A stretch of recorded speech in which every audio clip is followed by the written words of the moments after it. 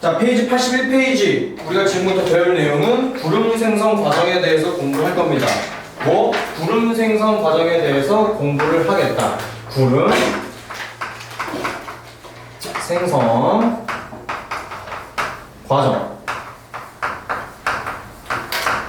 자, 우리가 이 전에서 배웠던 내용들이 뭐냐면은 상대 습도, 이슬점 등등의 내용들을 가지고 그것들을 활용해서 구름이 어떻게 생성되는지에 대해서 공부를 해보겠다라는 거야. 자, 우리가 배웠었죠. 온도가 냉각됨으로 인해서 이슬점에 도달하게 되면은 수증기였던 기체 상태인 물이 액체 상태로 바뀌게 되는 거지. 그것을 우리가 이슬점이라고 얘기를 했었고, 이슬점 더 아래로 온도가 내려가게 되면은 나머지 포화되지 못한 용의 기체, 왜 이렇게 말을 못하냐 갑자기.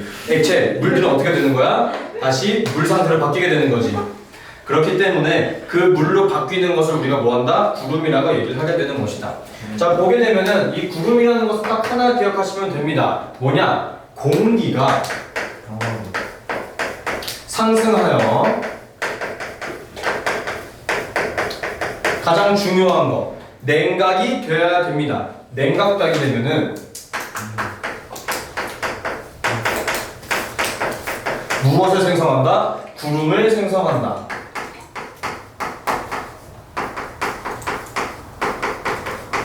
자, 가장 중요한 내용입니다. 자, 여기서 우리가 지금 나온 단어가 어려운 단어가 하나 있을 거야. 무슨 단어가 등장하게 되냐면은 단열팽창. 얘들아, 우리 단열이라는 것에 대해서는 공부를 해본 적이 있어. 단열은 뭐니? 짧은 열이요. 짧은 열. 단열이라는 것은 열의 출입이 없다라는 소리죠. 열의 출입이 없다.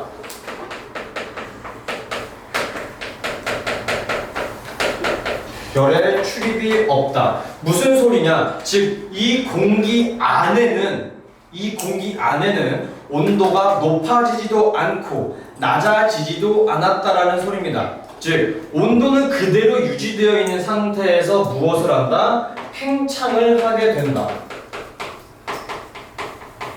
자, 그러면은 어떤 일이 발생되게 되는지 한번 공부를 한번 해볼게요. 뭐냐면은 쉽게 얘기하면은 이런 식으로 생각하면 될 것 같아. 뭐냐면은 우리 밀도라는 내용 공부해 본 적 있죠? 밀도. 일단 밀도는 뭐분의 뭐였어? 부피분의 질량이었습니다. 그쵸? 네. 거기서 팽창했다라는 소리는 부피가 어떻게 된 거야? 증가했다라는 소리죠. 질량은 변화 있어 없어? 없어. 그렇기 때문에 질량이 일정한 상태에서 분모값이 커졌으니까 결론적으로는 밀도가 어떻게 된 거야? 그렇지. 밀도가 감소하게 되면 이 공기는 어떻게 될까? 위로 떠오르게 되겠지. 자, 근데 부피가 증가하게 되면은 그 공기 안에 속에 있는 입자들은 어떻게 되는 거야? 충돌 횟수가 적어지게 될 것이고 더 운동 상태가 적어지게 됨으로 인하여 어떻게 되는 겁니까? 팽창한다. 그걸 단열 팽창이라고 얘기를 하는 거야. 오케이? 이거랑 가장 달라지는 말이 뭐냐? 바로 단열 압축이에요.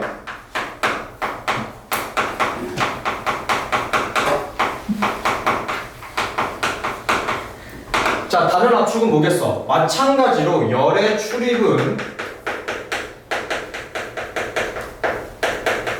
없는 상태에서 압축되는 거죠. 자, 압축되게 되면 부피값이 어떻게 되는 거야? 감소하게 되므로 밀도는 어떻게 되는 거죠? 증가, 즉 커지게 되므로 인해서 얘는 어떻게 되겠어? 그러면 얘는 하강한다. 하지만 단열 팽창하게 되면 이 공기는 어떻게 된다? 상승하게 된다. 그래서 구름이 위에 있는 거예요. 됐죠? 자, 잘 봐. 열의 출입은 없어. 하지만 결론적으로 보게 되면은 그림 한번 봐봐. 팽창하게 되면은 이 조그만한 공기 안에서 여러 번 충돌하던 입자들의 충돌 횟수가 감소하게 되겠지. 네. 충돌 횟수가 감소하게 되면은 결론적으로 온도는 어떻게 돼야 돼? 떨어진다고 볼 수 있겠죠. 하지만 압축하게 되면은 결론적으로 공간이 좁아지게 되는 거지. 지금 이 강의실 절반은 딱 잘라지게 된다면은 여러분들은 조금만 팔만 움직여도 막 부딪히고 막 쓸리게 되면서 열이 발생되게 되겠지. 그러므로 인하여 압축하게 되면 온도는 어떻게 된다? 상승되게 된다.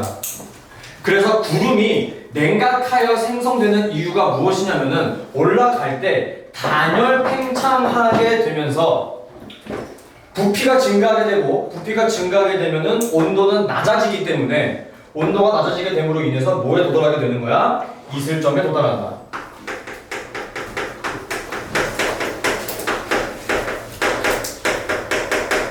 이슬점에 도달하게 되면서 공기가 응결하게 되고 그 응결된 공기가 구름으로 남게 되게 되는 겁니다.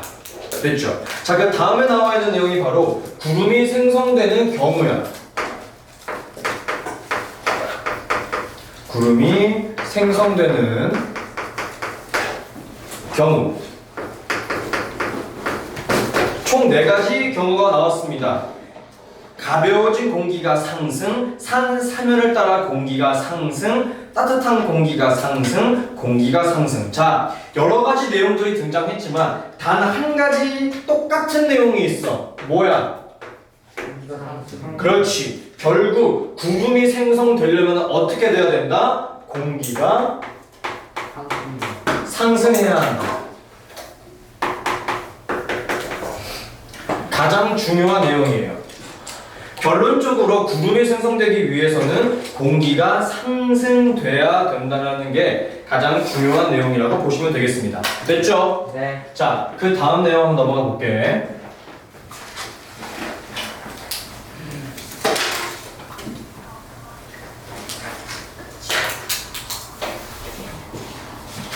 자, 그 다음 내용은 구름에는 여러 가지 모양들이 존재해. 그 모양들에 대해서 한번 살짝 공부를 해봅시다.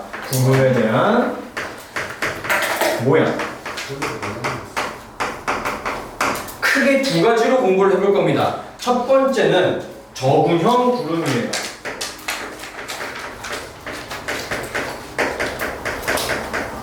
자, 적자가 무슨 적자냐? 쌓다, 적재하다 할 때 그 적자야. 즉 구름이 쌓여 있는 모습이라고 보시면 돼요. 어떻게? 위로 쌓여 있다. 그래서 모양이 어떤 모양이라고 얘기를 하고 있지? 위로 솟은 모양입니다. 위로 솟은 모양이고요. 그렇기 때문에 구름은 위로 솟은 모양을 가지고 있다 그랬지. 그래서 비는 어떻게 내리느냐? 강한 비가 내려요. 싹싹 쏟아지게 되는 거야. 그러므로 인해서 그 비의 이름이 바로 소나기성 비다. 그리고 공기의 상승은 굉장히 강할 때 일어난다. 상승이 클 때 저군형 구름이 생성이 되는 것이다.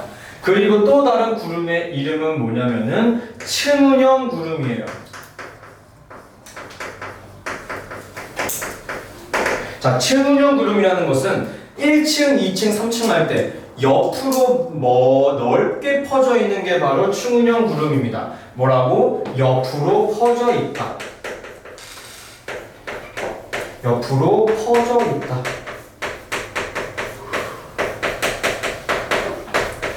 옆으로 퍼져 있는 모양이 층운형 구름이고요. 비는 어떻게 됐느냐? 지속적으로, 약하지만 지속적으로 부슬부슬 내리는 약간 그런 거라고 생각을 하면 될 것 같아. 그래서 층운형 구름의 비는 지속적인 비가 내리게 됩니다. 그리고 공기의 상승은 그렇게 강하지 않고 상승은 약할 때 이러한 구름이 생성이 됩니다. 자, 이거는 다음에 배울 때 또 등장하는 부분이기 때문에 꼭 기억을 해주시고요. 그 다음, 이렇게 우리가 방금 모양 배웠고 비 배웠고 공기의 상승 배웠어. 공기의 상승도 아까 했고 모양은 뭐 그냥 눈으로 보면 되기 때문에 비에 대해서 한번 공부를 해보겠다는 겁니다. 왜? 구름에서 뭐가 가장 많이 내려? 비랑 눈. 가볼게요. 그래서 배우고자 하는 내용이 바로 네 번째, 강수입니다. 비가 내리는 거죠. 자, 근데 이 비가 내리는 경우가 또 달라져.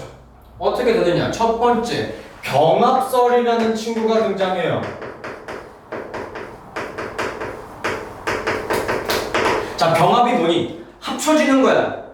합쳐지는 거야. 자, 근데 차근차근 한번 해봅시다. 병합설이 이루어지는 지역이 어디냐면은 조금 온도가 높은 지역, 즉 열대 지방과 그리고 온도가 굉장히 높은 저위도 지방에서 병합설이 이루어지게 됩니다. 어떻게 되는 거냐? 공기가 상승하죠? 그럼 물방울이 맺혀요. 그 물방울이 내려가다가 다시 올라오고 내려가다 다시 올라오고 하는 과정을 거쳐서 비가 내리는 것. 즉 병합설은 딱 하나 기억하시면 돼요. 뭐 기억하면 되느냐? 물방울 플러스 물방울.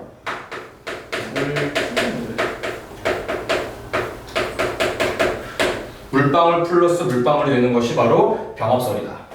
됐지? 적어주세요. 그때 공감 많으니까. 자, 두 번째로 나오는 강수 과정은 무엇이냐면은 빙정설이야. 자, 빙자가 무슨 빙자냐? 얼음 빙자입니다. 즉 얼어 있는 상태다라고 생각하시면 돼요. 얘는 보통 어디서 일어나게 되느냐? 중위도 지방과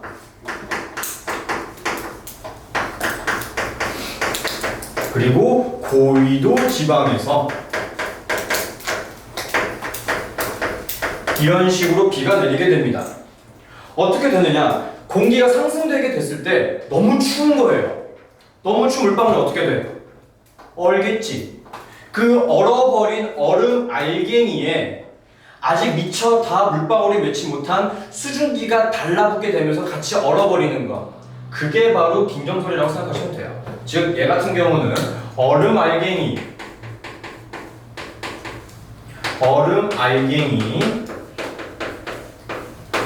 플러스 물방울이 아니고 기체 상태인 수증기가 달라붙게 되는 것이다. 이게 녹지 않고 그대로 내리면 뭐야? 눈이 되는 거고, 내려가면서 공기의 마찰로 인하여 녹아버리면 뭐가 되는 거야? 비가 된다. 그리고 이 얼음 알갱이들은 계속해서 공기는 상승되게 되죠. 그치? 왜? 단열 팽창하니까. 그 상승된 공기에 의해서 내려가다 다시 올라가고 다시 올라가고 다시 올라가고 하면서 얼음 알갱이가 이만큼 커져. 그리고 그대로 뚝 떨어져. 그럼 그게 뭐겠니? 그렇지. 우박이야. 됐어? 이런 식으로 생각하시면 되는 겁니다. 와.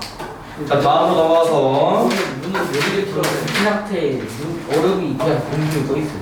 응? 눈은 땅바닥으로 떨어지기 전에 그 상태에 얼음이 그냥 공중에 떠 있어요. 네. 구름 위에 있어요. 자, 페이지 92페이지 한번 가볼게요. 기압.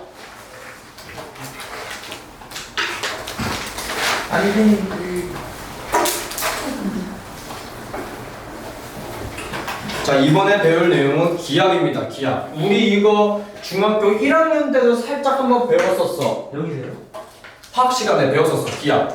압력 배울 때, 샤를 법칙과 보일 법칙 배울 때 한번 배웠었지. 기압. 기압이라는 건데요. 기압할 때 기자가 기체할 때 그 기체입니다. 그러므로 인해서 공기가 누르는 힘, 즉 대기압이라고 얘기를 할 수 있는 것이고, 공기가 누르는 힘이 바로 기압이다. 자, 거기 빈칸 하나 있죠? 기압의 작용 방향. 자, 방향은 어디겠습니까? 위에서 아래에 가야 돼. 그렇게 생각하면 크나큰 오상. 아래에서 위. 아니죠. 모든 방향이에요. 진력을 거스르는. 말이 안 돼. 모든 방향에서 기압은 작용하고 있습니다. 가장 중요한 내용이에요.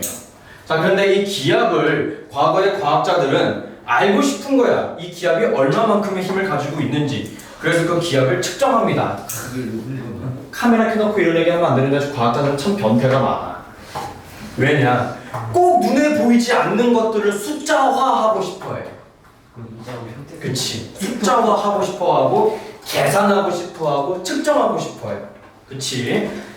그냥 킹리적 다시 해봐야 우리도 그런 마음가짐으로 공부를 해야 될 텐데 쉽지 않죠? 네. 우리는 그냥 있는 거나 열심히 합시다. 자, 기압의 측정. 자, 기압의 측정은 그냥 쭉 읽어보시면 됩니다. 수은을 가득 채운 길이 1m의 유리관을 수은이 담긴 그릇에 거꾸로 세운다. 자, 뭐 여러 가지 결과가 등장이 되는 것이죠. 뭐 실험 과정을 여러분들 쭉 읽어보시면 되겠고, 내가 얘기하고 싶은 것 딱 하나 보다 딱 하나. 수은 기둥의 높이예요. 높이만 우리가 조금만 더 한번 공부를 한번 해볼게요. 높이. 자, 제일 마지막에 있는 그 표에 있는 오른쪽에 그림 한번 봅시다. 두 번째 그림. 똑바로 세우던 기울이던 어때요? 높이는 다 같죠? 그렇지. 기울여도 수은 기둥의 높이는 어떻다? 그렇지. 높이는 같다. 이게 가장 중요한 내용이라고 생각하시면 될 것 같고요. 그래서 기압을 우리는 이렇게 했습니다. 기압의 단위. 여러분 혹시 태풍 얘기를 할 때 올해 태풍이 좀 여러 번 왔었죠. 한 3-4번? 뭐 조금 해안 지역 같은 경우는 조금 더 많이 온 경우도 있었는데 그 막 뉴스에서 과거 태풍과 비교하여 올해 태풍은 이 정도의 규모를 가지고 있습니다 하면서 나왔던 단어가 뭐냐면은 헥토파스칼이라는 단어를 꺼내요. 그 알지? 뭐 알죠. 알죠. 헥토파스칼. 헥토파스칼. 모르는 사람 없어. 알지. 알지. 헥토파스칼 키? 킥 생각하고 있을 것 같은데. 헥토파스칼. 그겁니다. 이게 기압의 단위고요. 쓸 때는 어떻게 쓰느냐 중요해. 여러분들 이거 만약에 단위 쓸 때 이거 틀리면 선생님 틀렸다고 하실 거예요. 잘 봐. 헥토파스칼 때 핵 H는 소문자인데 P는 대문자. 그리고 파기 때문에 A는 소문자. 야, 이렇게 해야 된다. 또 하나가 존재합니다. 자, 방금 내가 기압을 측정한다고 했을 때 액체로 무엇을 사용했죠? 수은을 사용했죠. 그리고 높이가 여기 책에 76cm라고 했기 때문에 단위가 뭐냐면은 센티미터는 센티미터야. 근데 수은의 센티미터죠. 네. 수은이 원소 기호로 HG야. 그래서 이거는 이렇게 얘기할 수 있겠죠. 수은의 높이다. 이렇게 생각하시면 되겠습니다. 자, 그래서 1기압은 수은의 기둥 높이 76cm에 해당이 된다. 자, 책 밑에 나와 있는 그거 한번 볼게요. 지금부터 이 내용은 달달달 암기 해줘야 됩니다. 뭐냐? 1기압이라는 소리는 76cm Hg다. 무슨 소리야? 1기압은 수은 기둥의 높이가 76cm라는 소리고 이 76cm의 수은 기둥은 1013 헥토파스칼이다. 단위를 통일을 했으면 더 좋았을걸. 왜 이렇게 했는지 저도 잘 모르겠어요. 그냥 가야죠. 까라면 까야 하는 것이고. 자, 그 다음부터는 약이에요. 약. 대략 이렇게 된다. 물기둥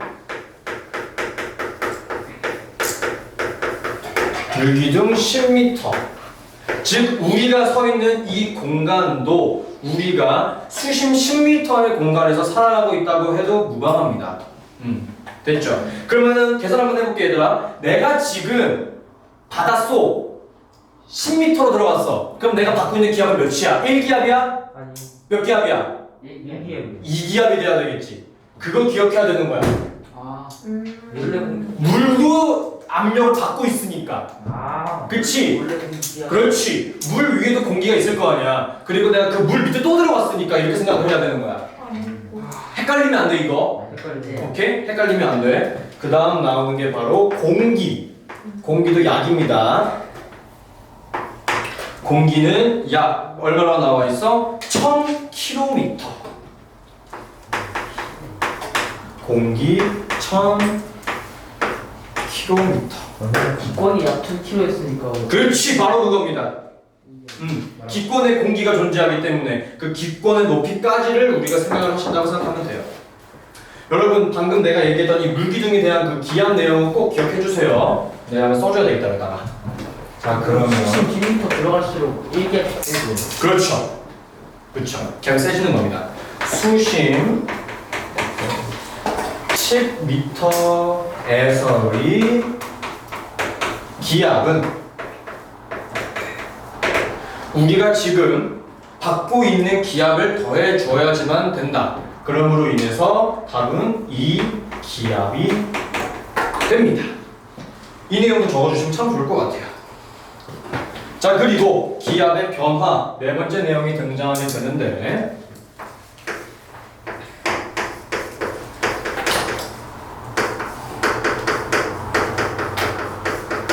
자, 중력으로 인하여, 자, 우선 그거 하기 전에 중력이 강하다 혹은 세다 라고 하는 것은 지구 중심과 가까워야 되고 질량이 커야 되지. 근데 공기 하나 입자들 가지고 있는 질량은 크게 달라지지는 않아. 그런 걸로 인해서 지구 중심에 가장 가까워야지만 중력이 크게 받는다고 할 수 있겠지. 그런 걸로 인해서 높이 올라가면 올라갈수록 압력이 낮아지게 돼요. 그리고 수은 기둥의 높이도 마찬가지로 높이 올라가면 올라갈수록 더 어떻게 되는 거야? 어떻게 될까요? 그 기압이 낮아져요. 낮아지게 됨으로 인해서 수은 기둥의 높이도 낮아지게 된다. 누른 힘이 낮아지게 되니까. 오케이? 이거 꼭 기억해주시면 되겠습니다. 자, 오른쪽에 나와 있는 일상생활에서 사람이 지금 수심 10m에 있는 중이야. 근데 우리는 왜 막 물 조금만 깊게 들어가도 막 답답하고 힘들고 막 나를 막 짓누르는 것 같은데 우리는 왜 못 느끼느냐? 몸 속에 있는 기압과 지금 공기가 나를 누르고 있는 기압이 정확히 평형을 이루고 있기 때문에 우리가 못 느끼는 거예요. 그리고 밑에 높은 산을 오를 때 산소 마스크가 필요한 까닭은 방금 내가 얘기했죠. 중력으로 인하여 대부분의 공기는 어디에 위치한다? 지상에 위치한다. 높이 올라가게 되면 산소의 양이 적어지게 된다. 그러한 이유로 인해서 산소 마스크가 필요하게 됩니다. 됐나요? 네. 됐습니다. 다음 한번 넘어가 볼게요. 바람입니다. 바람.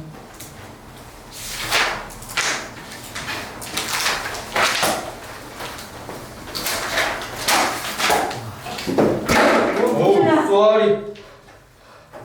아이고 들고. 비야.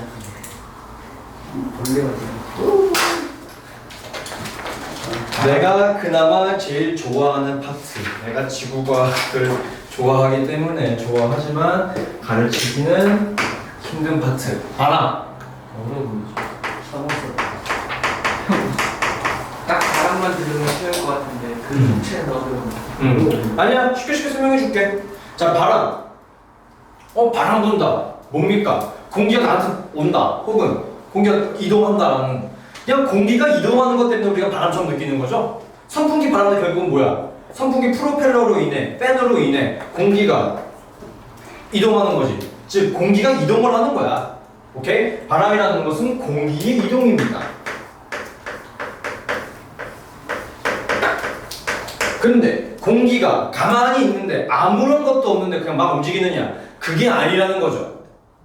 어떻게 공기가 이동을 하게 되느냐? 책에 써있다시피 어디서 어디로 이동을 하게 되는 것이냐? 기압이 어디서 어디로? 높은 곳에서 기압이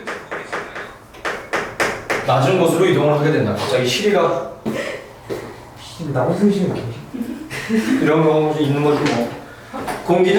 바람은 이렇게 불게 되는 것이다. 즉, 바람이 부는 까닭은 두 지점 사이의 기압 차이 때문에 일어나는 것이다. 그러면 이 기압이라는 것에 대해서 공부를 좀 해야 되겠네. 그래서 첫 번째로 나오는 기압은 바로 저기압, 아니 고기압부터 하자. 고기압입니다.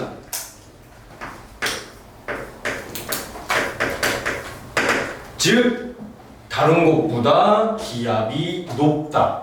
무슨 소리야? 공기가 누르는 힘이, 즉 단위 면적당 누르는 힘이 더 강하다라는 거죠. 더 많이 누르고 있는 거야, 이 지표면을. 그러면 공기가 더 많다라고도 표현할 수 있겠죠. 네. 공기가 많아졌다는 소리는 밀도로 한번 생각을 해볼게. 밀도라고 한번 생각을 해볼게.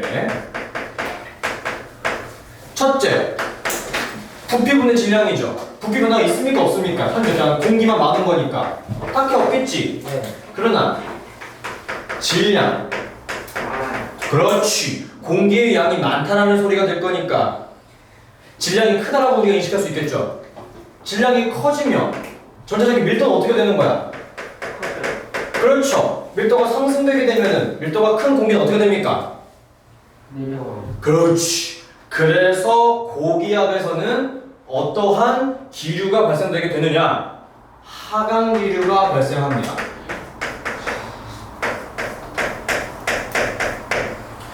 쉽게 생각해. 고기압 단위 면적당 누르는 힘이 세다. 왜 누르는 힘이 세겠어? 부피는 크게 관련이 없어. 왜? 온도 변화에 대한 언급을 주지 않았기 때문에. 그러면은 공기의 양이 많은 거야. 공기의 양이 많다는 소리는 질량이 크다라는 소리고, 질량이 크다라는 소리는 전체적인 밀도는 크다는 소리겠고, 밀도가 커지면은 공기는 하강하겠죠. 그래서 고기압에는 하강 기류가 발생됩니다. 자, 질문할게요. 우리 아까 구름 배웠지 조금 전에. 구름은 공기가 상승해야 생성되나요? 하강해야 생성되나요? 상승. 자, 그러면 하강했으니까 구름이 있어 없어? 없어요. 그렇지. 그래서 하강 기류이고요. 구름이 없다. 자, 구름이 없으면 날씨는 어떻게 되겠어? 맑다. 그래서 고기압의 영향을 받습니다 라고 한다면 그날은 날씨가 맑아요. 오케이? 그래서 다음 저기압으로 한번 가봅시다. 저기압은 빨간색으로 할게. 대부분 이제 빨간색으로 표시를 하니까.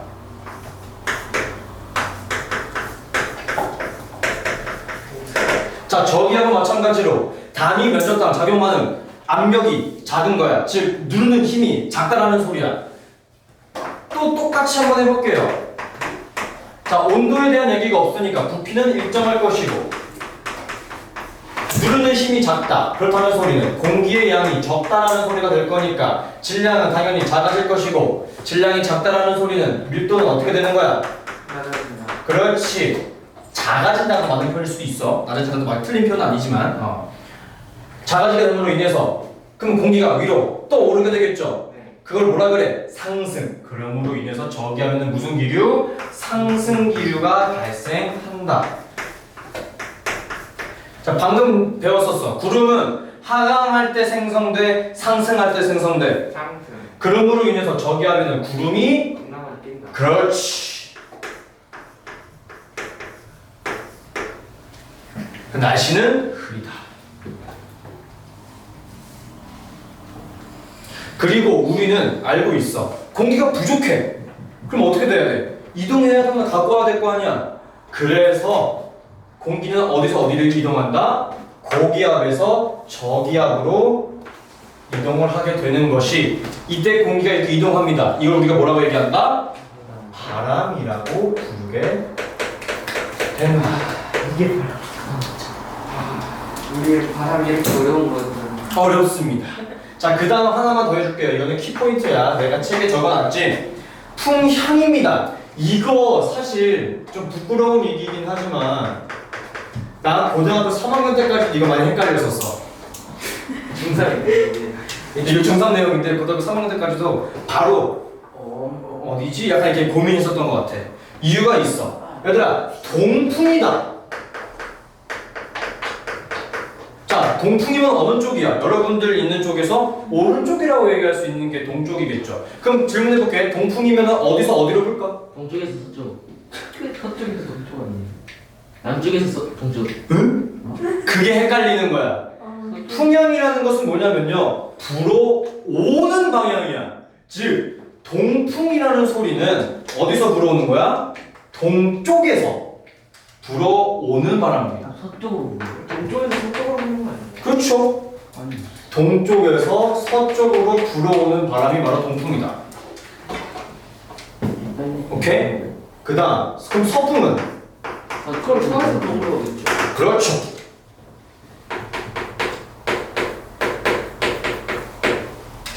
그러면은 남풍은 어떻게 볼까요? 남쪽에서 불어오죠. 그렇지.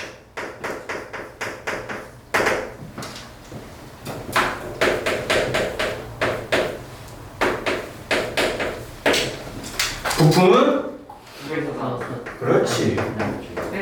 기압에서 못 써요. 응? 기압에서 못 써요. 고기압 저기압. 아. 그냥 한 번도 쓰게 한 거야. 아 이상했어. 선생님 구름을 X 말했다. 선생님 태풍이랑 육풍 6학년 과학 시간에 배웠어요. 어떤 거? 태풍이랑 육풍? 안 물어봤는데요. 아 그래? 아 6학년도 또 배우는 내용이니? 근데 이번엔 조금 더 자세히 배울 거야. 이거 배웠잖아. 아니 안 배웠어. 안 배웠어. 자 여러분 이건 헷갈리면 안 돼요. 왜냐면 또 나오거든. 그래서 섞어. 쉐이크. 남동풍이면 남동쪽에서 북서쪽으로 불어오는 방향일 거고 잠깐만. 이거 북서풍이면 북서쪽에서 남동쪽으로 불어오는 방향이겠지. 그치? 이해했어? 남동풍이다 네. 하면 어디서 어디로 불어오는 거야? 여기서 이렇게 남동풍. 아. 북서풍이면은 이렇게 불어오는 거겠지. 네. 북동풍이면 이렇게. 남서풍이면 남서풍. 아시겠습니까? 네. 모르겠어? 이거 그냥 이거 내가 가장 중요한 거야. 바람은 불어오는 방향이다. 뭐라고? 불어오는 방향이다. 방금까지 왜 이렇게 쉽지? 했는데 갑자기 어려워졌어. 아니야 이거는 메커니즘만 이해하면은 쉬워. 불어온다. 너네가 집에서 왔지. 네. 그러면 집에서 온 거지. 집풍이라고 생각하면 되는 거야. 아니 그거 말 좀 이상한가? 집에서 온 거야. 오케이? 그렇게 표현하잖아. 바람도 그냥 동쪽에서 왔다. 동풍. 남서풍이다. 남서쪽에서 왔다고. 남서쪽에서 왔다고. 어? 남서쪽에서 왔다고. 이렇게. 됐어요? 네. 이렇게 이해하시면 되겠고. 두 번째가 바로 해풍과 육풍이에요. 아 이거 했던 많이 배웠어. 기억이 안 나네요. 그게 너무해요. 이게 기억이 안 나면 좀 속상하네. 이거 기억이 우리 날 뿐이야. 비열과 열팽창에서 했던 내용들인데. 잘 나요. 이거 아침이랑 저녁이랑 다른 거. 비열이 이거 잘 기억이 납니다. 그래서 해풍은 바다 쪽에서 육지로 불어오는 거라면 육풍은 육지에서 불어오는 거. 그렇지. 내가 그때 똑같이 설명했어 너네들한테. 비열이 뭐야? 설명해줄게요. 자, 낮입니다. 낮에는 어떻게 되느냐? 색깔 구분을 이런 식으로 한번 해볼까? 낮은 파란색 국물이지. 아니, 육지 바다를 표현한 거야. 낮에는 온도가 어때요? 높아요. 높아요. 비열이라는 것은 온도 변화, 비열이 크다라는 소리는 온도 변화가 적다라는 거야. 오케이? 물은 비열이 큽니다. 온도 변화가 적어요. 육지는 온도 변화가 큽니다. 그래서 온도가 높을 때는 더 많이 올라가게 돼. 그러면 육지의 온도가 더 많이 올라가게 되겠지. 오케이? 여기까지 이해했어? 네. 그냥 그것만 기억해. 아, 낮에는 온도가 높기 때문에 육지가 더 뜨겁다. 그러면 육지 쪽에 있는 공기는 뜨겁게 가열되겠지. 뜨겁게 가열된 공기는 부피가 커지게 될 것이고, 부피가 커지면 밀도는 어떻게 돼? 감소. 그럼 공기는 어떻게 됩니까? 상승. 그럼 이 부족한 공기는 어디서 어디로 이동한다? 고기압에서 저기압으로. 지금 어때? 어디서 어디로 불어왔어? 아니 바람이 어디서 왔어? 너네 집에서 왔잖아. 근데 얘 바람 어디서 왔어? 홍석.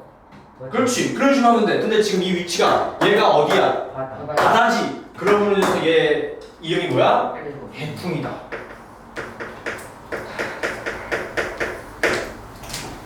두 번째.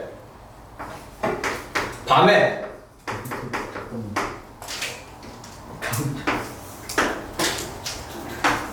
밤에는 온도 변화가 작은 바다의 온도가 더 높게 됩니다. 그럼 바다 쪽에 있는 공기가 상승, 부족한 공기 채워줄 거고 이렇게 이동 됐지? 네. 자 그러면 지금 바람이 어디서 왔어?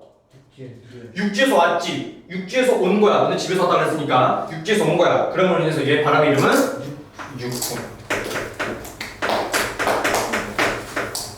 그래서 책에는 기온은 어디가 더 높은지, 기압은 어디가 더 높은지, 바람은 어디에서 어디로 부는지. 됐죠? 네. 자, 기압은 우리가 어떻게 이해를 할 수 있게 되는 것이냐.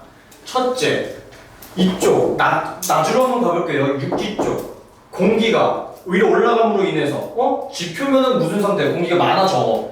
조금 적어졌지. 여기는 저기압이 될 것이고 여기는 공기가 조금 더 있겠지. 여기가 고기압. 그래서 고에서 저로 이동. 여기 바다 표면 바로 위에 있는 공기가 올라왔으니까 없네? 공기가 적어졌다는 소리. 저기압. 여기는 공기압이 있으니까 고기압. 바다 공기 이쪽으로 이동. 됐어요? 네. 그렇게 이해하시면 됩니다. 이것이 해풍과 유풍에 대한 차이점이에요.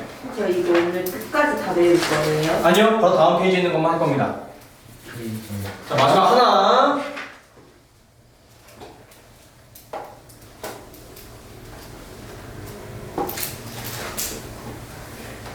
아이고, 해풍과 유풍 지우지 말고. 자, 마지막으로 하나 배울 것은 뭐냐면 세 번째, 계절풍입니다.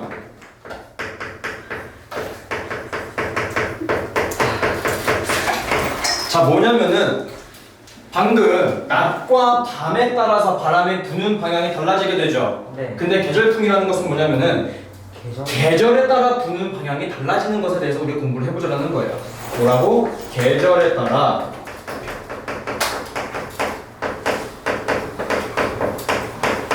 바람이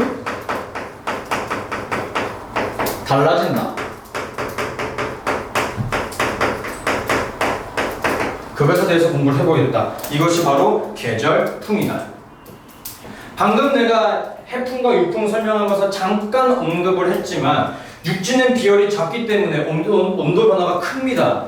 여름에 온도가 확 올라갔다가 겨울에 온도가 확 낮아져요. 그러나 바다 같은 경우는 겨울에도 뭐 조금 올라갔다가 겨울에도 뭐 조금 낮아져요. 그것만 생각하시면 됩니다. 가장 우리 1년 중에서 온도 변화가 가장 큰 계절이 언제니? 여름과 겨울이겠지. 그러니까 하루 일교차 말고 1년으로 봤을 때 여름과 겨울의 온도 차이가 가장 심하죠. 그렇기 때문에 여름과 겨울만 할 겁니다. 여름은 온도 높으니까 빨간색으로 한번 해볼게. 여름. 자, 여름은 온도가 높기 때문에 육지의 온도가 높을까? 바다의 온도가 높을까? 육지. 그렇지. 육지의 온도가 더 높을 것이고 바다의 온도가 더 낮을 것이야. 그러면 온도가 높은 곳에서 무슨 일이 발생해? 상승기류. 그치? 그럼 부족한 공기를 채워줘야 되겠지. 어디서? 바다에서. 그러면 공기는 어디서 어디로 이동한다고 봐야 돼? 바다 쪽에서 육지 쪽으로 불어온다고 볼 수 있겠죠. 우리 대한민국은 바다가 대부분 다 어디 있습니까? 동쪽에 위치하게 되는 것이죠. 그리고 가장 큰 바다가 대한민국은 어디 위치해? 태평양. 어디에 있는 거야? 남동쪽. 그래서 여름에는 남동풍이 분다고 이해하시면 돼요. 그러면 바다 한가운데 떠있는 섬 같은 경우는 바람이 어디서 오는 거예요? 그거는 그냥 그날 기압에 따라 좀 달라질 수 있겠죠. 그날 기압에 따라서 나라마다 바람 방향이 다 다르네. 다 다르죠. 다 다릅니다. 다 달라요. 자, 그 다음 겨울로 한번 가볼게요.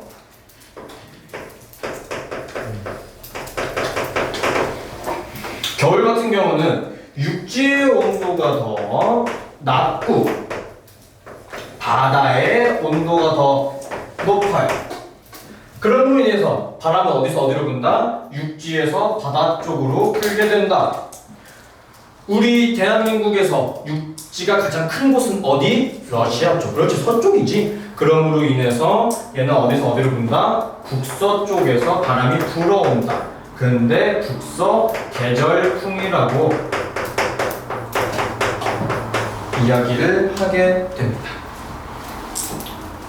자, 바람에 대해서 이야기를 살짝 했어요. 그럼으로 인해서 마지막에 정리를 한번 해줍니다. 뭐냐? 해류풍과 해풍과 유풍을 합친 해류풍과 방금 우리가 배운 계절풍. 자, 해류풍 같은 경우는 매일매일 달라지는 거지. 그치? 하루를 주기로 달라지는 것이고 계절풍은 1년을 기준으로 달라지는 것이다. 하지만 공통점은 뭡니까? 지표면의 가열과 냉각으로 인해 기압의 차이가 발생되므로 바람이 불게 되는 것이 바로 계절풍이다. 그리고 또 해류풍도 마찬가지다. 됐어요? 네. 자, 문제 한번 풀어봅시다. 내 책에 있는 거. 내 책에서 문제는 87번부터 86번부터요. 6번부터라고?